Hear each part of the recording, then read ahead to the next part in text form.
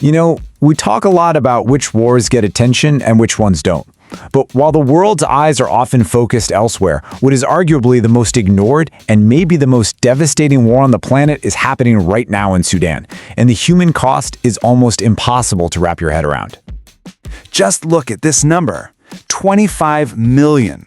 That's how many people in Sudan are expected to face famine by 2025.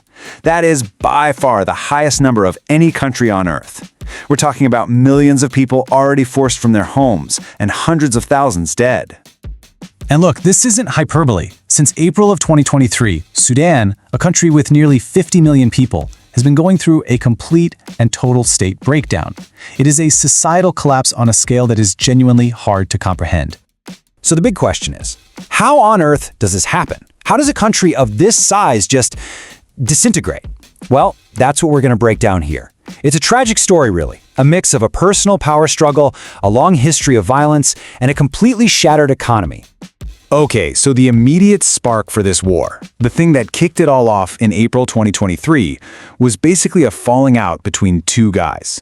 Two generals who, up until that point, had actually been ruling the country together after a coup.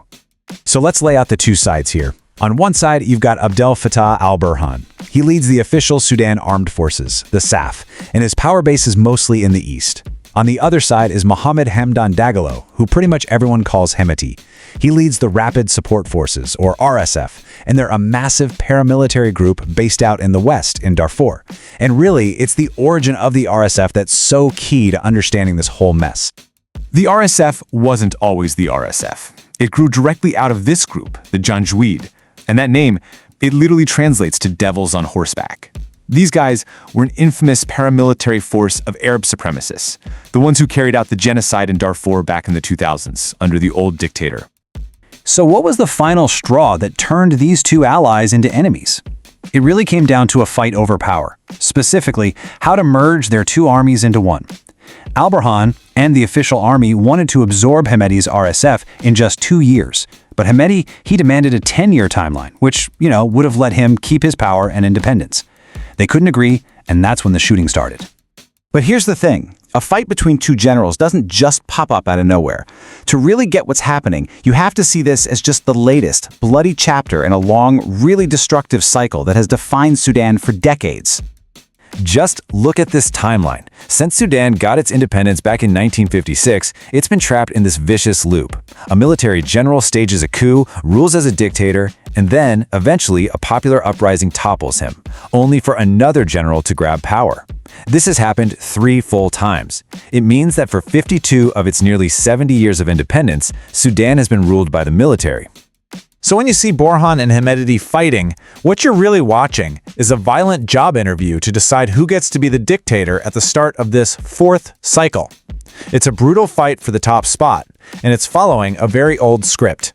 And these cycles of violence, they're fed by these two really deep, foundational wounds in the country. First, you had the long civil wars between the North and the South, mostly fought over the government's push for a single Arab-Islamic identity. And second, of course, was the genocide in Darfur, where the regime unleashed the Janjaweed to crush non-Arab groups. Okay, so history is one huge part of the story. The other is economics. And there was this single event back in 2011 that basically lit an economic time bomb. And that bomb's explosion is what led directly to the creation of the powerful, independent army that is now tearing Sudan apart. That event was the independence of South Sudan in 2011. Because when the country split in two, South Sudan took almost all the oil with it. We're talking 75% of the reserves. And just like that, overnight, Sudan's entire economic engine just disappeared. And the result of that was, well, catastrophic. Before the split, oil brought in around $10 billion a year. By 2016, that number had plunged to just $300 million. That's a 97% drop. The entire system, the dictator al-Bashir used to stay in power, all the bribes, the subsidies, the funding for his security forces, it all completely collapsed. So what's a dictator to do? Well, with the oil money gone, al-Bashir cut food and fuel subsidies, which predictably sparked huge protests. So, desperate for cash and for a loyal force to put down the protests, he made a fateful decision. He empowered Hemeti's Janjaweed militia, gave them a new name, the RSF, and handed them control of the country's gold mines. And in doing that, he basically created a monster, a private army with its very own independent source of cash. Yeah, this quote pretty much says it all. The former dictator Omar al-Bashir didn't just use a militia, he essentially privatized it. The RSF wasn't just some tool of the state anymore. It became its own business empire, controlling mines, exporting mercenaries, and building a financial network so powerful it didn't need the government at all. And that brings us to a really critical piece of the puzzle, because this is not just an internal Sudanese fight. This war is being actively fueled and funded by a whole web of outside countries, and every single one of them has its own agenda. So, who's backing whom? Well, the RSF, Hemeti's forces, are getting heavy support from the United Arab Emirates and Russia's Wagner Group. And for both of them, it's all about Sudan's gold. Meanwhile, big regional powers like Egypt and Saudi Arabia, they've been backing the official army, the SAF, mostly because they're desperate to maintain some kind of stability on their borders.